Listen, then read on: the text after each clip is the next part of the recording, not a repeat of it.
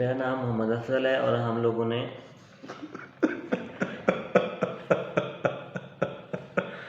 اچھا یار ساج جگل جٹ نہ رہا کرو کوئی نہیں اور دوستو ساج بولو یار بس نا نہیں آج میرا یہ جو میرا آخری بیان ہے، آخری سٹوری ہے یار تو چلو اس کے بعد ہم لوگ کسی اور ٹاپک کے اوپر بات کریں گے، لیکن یہ آج کی جو سٹوری ہے نا یہ بہت ہی، جیسے پہلے بھی ساری اچھی ہوتی ہیں لیکن یہ بھی اینڈ ہے کمال، اچھا یقین کریں۔ چلو سنائے یار۔ یہ نا خلال کا تنکا اس کا نام لکھا ہوا ہے، اس نے جو سٹوری رائٹر ہے۔ اچھا کہتے ہیں کہ کسی دور افتادہ گاؤں میں ایک معزز مہمان آیا۔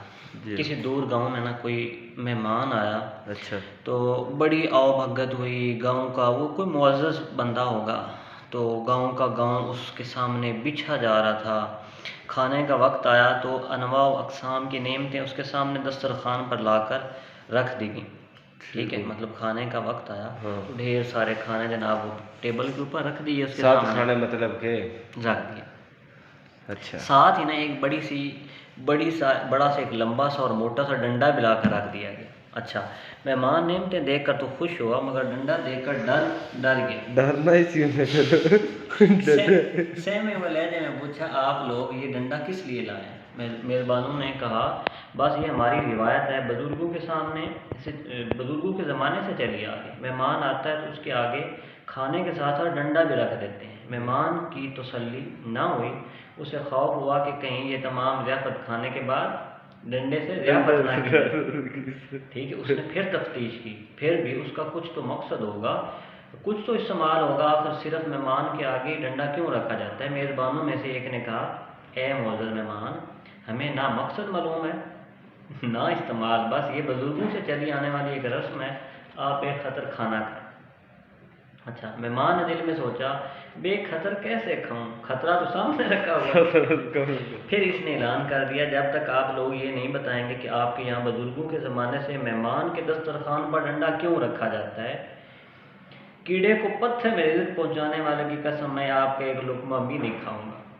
اچھا اب تو پورے گاؤں میں کھلبلی مچ گئی، مہمان نے کھانے سے انکار کر دیا، کوئی پیر صاحب ہوں گے نا۔ اچھا گاؤں کے ایک بزرگ بلائے گئے، انہوں نے سارا ماجرا سنا اور دسترخوان پر رکھا ہوا ڈنڈا دیکھا تو برس پڑے۔ اچھا ارے کم بختو، تم نے اتنا بڑا ڈنڈا لا کر رکھ دیا، اسے کم کرو، ہمارے بزرگ مہمان کے سامنے اتنا بڑا ڈنڈا نہیں رکھتے تھے۔ اچھا ڈنڈا پھر فور آری سے کاٹ کر 2-3 فٹ کم کر دیا گیا، مگر مہمان پھر بھی مطمئن نہیں ہوا، اسے اپنے سوال کا جواب درکار تھا۔ اب ایک نسبتاً زیادہ بزرگ بلائے گئے، مطلب زیادہ بابے جو تھے وہ بلائے گئے، انہوں نے بھی سارا ماجرا سنا، انہوں نے بھی ڈنڈا ناپ کر دیکھا اور انہوں نے بھی اعتراض کیا، ڈنڈا اب بھی بڑھائے، ہمارے بزرگ تو مہمانوں کے آگے ایک چھوٹی سی پتلی سی ڈنڈی رکھا کرتے تھے۔ اچھا وہ بزرگ کہتے ہیں، مذکورہ بزرگ کے کہنے پر باقی ماندہ ڈنڈا کاٹ کر چھیل کر ایک چھوٹی سی ڈنڈی بنا دیا گو کہ اب ڈنڈے کا سائز اور جسامت خطرے سے باہر ہوگی، مگر مہمان کا تجسس برقرار رہا۔ اب تک آنے والے بزرگوں نے صرف سائز اور خطرات ہی کم کروائے، مطلب ایک بابا بلایا، اس نے کہا یار اتنا بڑا ڈنڈا نہیں رکھتے تھے، وہ تو چھوٹا سا ڈنڈا ہوتا تھا، چھوٹا، پھر جناب وہ چھوٹا کیا گیا، ایک اور بابا بلایا گیا جو اس سے بڑا تھا، اس نے پھر کیا کیا، وہ اس کو بھی مزید کاٹ کے مزید چھوٹا کر دیا۔ اب مہمان قابل ہے بول ڈنڈا کوڑ ہے تو کیویں کھاوا۔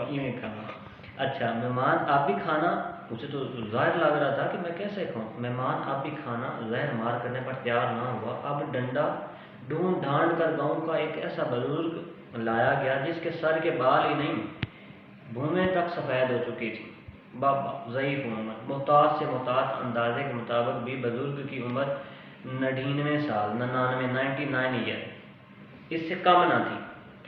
اچھا مطلب 100 سال کا بابا تھا وہ۔ جب انہیں ڈنڈے کی شکل و صورت اور اس کا سائز تفصیل سے بتایا گیا تو وہ بھڑک کر اپنی لاٹھی ڈھونڈنے لگے، چیخ کر بولے، ارے عقل کے اندھو، ہمارے بزرگ مہمان کے سامنے ایک چھوٹی سی پیالی میں ایک ننھا منھا سا تنکا رکھا کرتے تھے، تاکہ اگر مہمان کے دانتوں میں یا ریکھوں میں گوشت کا کوئی ریزہ پھنس جائے تو انہیں خلال کر کے اسے باہر نکال لیں۔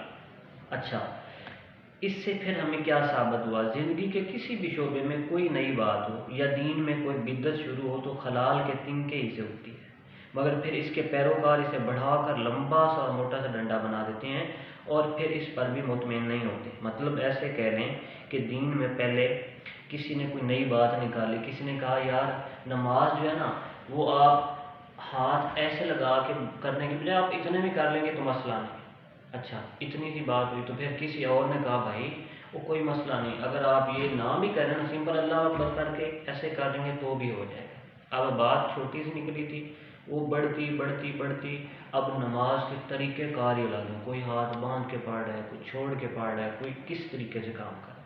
سیم ایسے ہی میلاد مصطفیٰ ہے, کسی بزرگ نے میلاد منائی ہوگی, نبی پاک صلی اللہ علیہ وسلم کی آمد کی خوشی میں وہ بیٹھا ہوگا, درود شریف پڑھا ہوگا, کوئی چیز پکائی ہوگی انہوں نے اور تقسیم کی ہوگی. آج کل اس میلاد کو ہم لوگوں نے کیا بنا دی ہے, ہم لوگ جناب چوراہوں کے اوپر سڑکوں کے اوپر ایسے جناب لونڈے بازی کر رہے ہیں, موٹر سائیکل بگا رہے ہیں, پتہ نہیں کیا کیا کر رہے ہیں. اب ہم لوگ اس کو ثواب کہہ رہے ہیں. ٹھیک ہے, اب بات کہاں سے سٹارٹ ہوئی تھی کہ وہ ایک انہوں نے ثواب کی نیت سے وہ بیٹھے اور انہوں نے درود شریف کی محفل سجائی اور ہم لوگ پھر کیا کریں. تو اس ساری بات کا خلاصہ یہ ہے کہ ہم لوگ جو بھی دین کے اندر اس طرح کی نئی چیز آتی ہے تو اس کو اس کے اندر بگاڑ پیدا نہ کریں, اس کی روحانیت رہنے دیں. ٹھیک ہے, اللہ حافظ.